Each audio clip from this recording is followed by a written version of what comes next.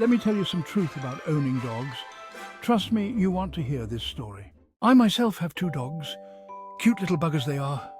They are sweet and loyal. They are always happy to see me and they are a joy to be around.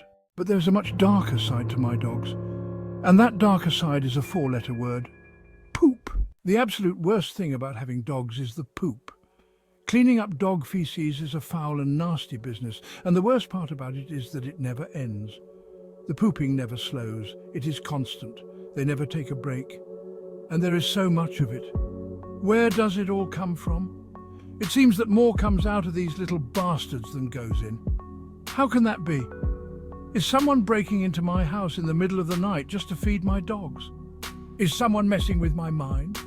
For the love of God, why would you surreptitiously feed someone's dogs just so they will shit more? Why on earth would you do that? Good Lord, man, I am drowning in poop over here.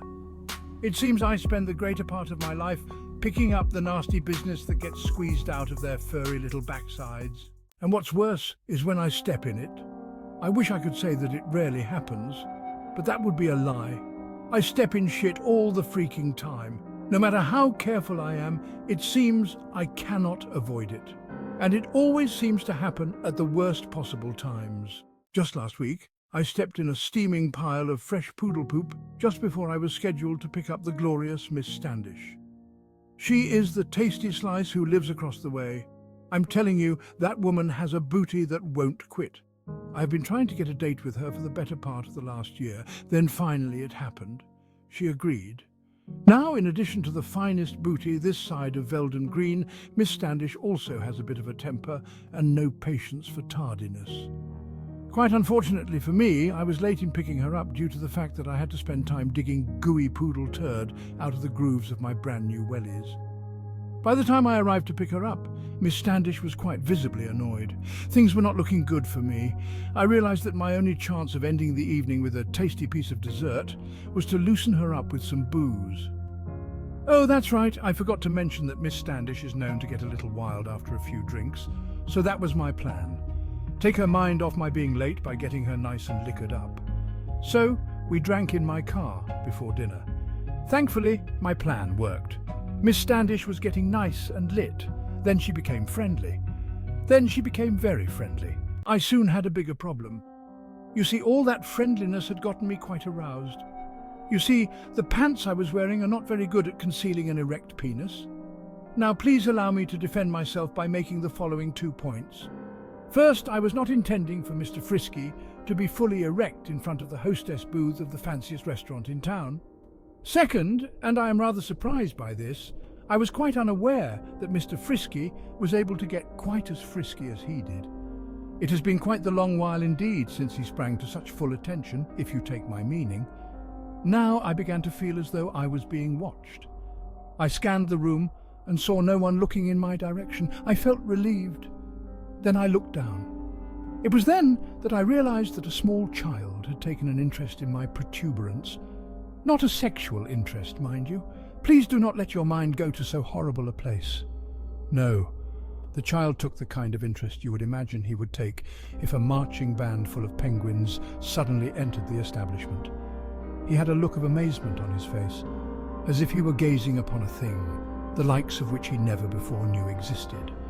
Which is certainly a good thing in that sense, I suppose. A 6-year-old boy should not know about such things after all. The problem, however, is that the child did what most overactive 6-year-olds do when they see something of wonder. He pointed at it, and then he spoke about it. Loudly, very loudly. From amidst the quiet of La Chateau, the young boy excitedly exclaimed, "That man has a shark in his pants!" Now, I have no idea why he would think that my erect penis was a shark, but he did. And he let everyone know that he did. Suddenly, all eyes turned to me. Now I was faced with a tactical choice. Do I stand as I was and hope that people do not notice that my pants now looked as though it was a miniature camping tent with but one central pole? Or do I hurriedly cover my personal area with my hand and shield my erection from view? The choice in my mind was clear. I grabbed Miss Standish by the arm and dragged her the hell out of there. Honestly, what the hell was wrong with that kid? A shark? That doesn't even make any bloody sense. Why would a man be carrying a fish in his trousers whilst waiting for a table? I know he's just a child, but that is just stupid. I hope his parents realise that they are raising a moron. Anyway, Miss Standish and I got to the car without incident. We drove straight away. We eventually found our way back to her apartment. Surprisingly, she said nothing about the incident. Luckily for me, I don't think she knew precisely what had happened. I was also lucky in yet another way. Do you remember how I mentioned that Miss Standish is a bit of a whore? Well, I think I may have understated things. She is in fact a ravenous whore with few inhibitions. She did things to me that I never before truly contemplated. Don't get me wrong, I have thought about some of these things before, but I never actually thought they would happen for me. I thought things like that only happen in the dirty movies I pretend I don't watch. However, not all was peaches and cream. The downside of spending several hours with a drunken whore like Miss Standish is that such an incident can leave you with a keepsake that no one really wants. Several weeks later, a quite unpleasant burning sensation began in my nether regions. It turns out that Miss Standish is a veritable cornucopia of venereal diseases. Take your pick, she likely has it. And so now, unfortunately, did I. Several weeks of antibiotics were needed to treat the side effects from one night with Miss Standish. And it all happened because of my dogs and their incessant shitting. Did you know that some STDs never go away? Well, it's true. Now I have that to look forward to for the rest of my life. And it is all owing to a messy pile of poodle poo.